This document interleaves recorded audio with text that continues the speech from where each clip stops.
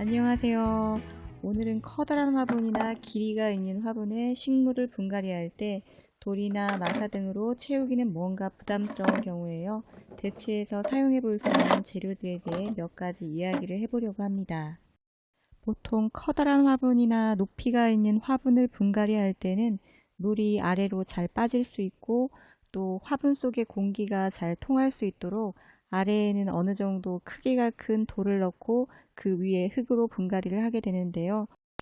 만약 한 장소에 그대로 키울 경우에는 크게 상관은 없지만 화분을 자주 움직이면서 식물을 키우는 경우라면 화분 전체의 무게가 많이 나가게 되면 허리에도 부담을 줄 수 있기 때문에 이런 경우에는 아래에 무거운 돌이나 마사를 사용하는 대신에 조금은 가볍고 나중에 또 분갈이를 할 때 재활용이 가능한 것을 사용하면 좋을 듯 합니다. 그래서 무거운 돌이나 마사를 대신해서 사용할 수 있는 재료 중에 하나로 난석을 들 수 있습니다. 난석은 무게가 가볍고 미관상 보기도 좋기 때문에 화분의 크기에 따라서 적당한 사이즈를 선택해서 사용해 볼 수도 있을 것 같고요. 단지 난석의 단점이라면 화분의 크기가 클수록 많은 양이 필요할 수가 있기 때문에 비용이 조금 들 수 있다는 단점은 있습니다. 큰 화분에 분갈이를 할 때 돌 대신에 아래에 깔 수 있는 다른 방법으로는 스티로폼을 생각해 볼 수도 있는데요.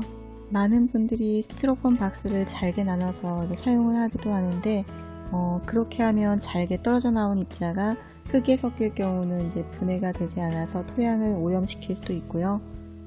또 누군가에게 선물을 주거나 할 때 잘게 나눈 스티로폼이 아래에 깔려 있거나 하면 받는 사람의 입장에서는 다른 느낌을 받을 수가 있기 때문에 만약 화분 전체의 무게를 줄이기 위해서 스티로폼을 사용할 경우는 조금은 단정한 모양의 스티로폼을 사용하는 것도 나쁘지 않을 것 같다는 생각을 해봅니다.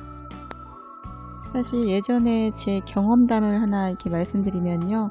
제가 큰 화분을 선물 받아서 분갈이를 하려고 화분에서 식물을 분리하는 순간 스티로폼 조각이 나와서 이거 뭐야? 이런 생각을 했던 적이 있었거든요. 그래서 어느 정도 식물을 키워본 경우는 무게가 있어서 가볍게 하려고 아래에 깔았나 보다 이렇게 이해할 수 있지만 식물을 많이 안 키워본 분들의 입장에서는 조금 안 좋은 느낌을 받을 수가 있기 때문에 집에서 키우는 것이 아닌 만약 선물을 하려는 경우는 조금은 깔끔하게 분갈이를 하면 좋지 않을까 생각을 해봅니다.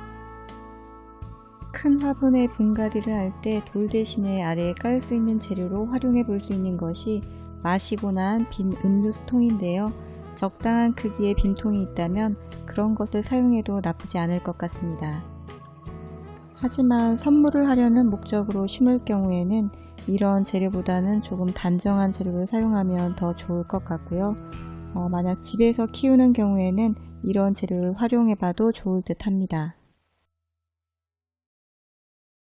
오늘은 큰 화분이나 길이가 있는 화분을 분갈이할 때 화분 아래에 돌이나 마사 대신에 사용해 볼 수 있는 재료들 3가지에 대해 이야기를 해보았는데요.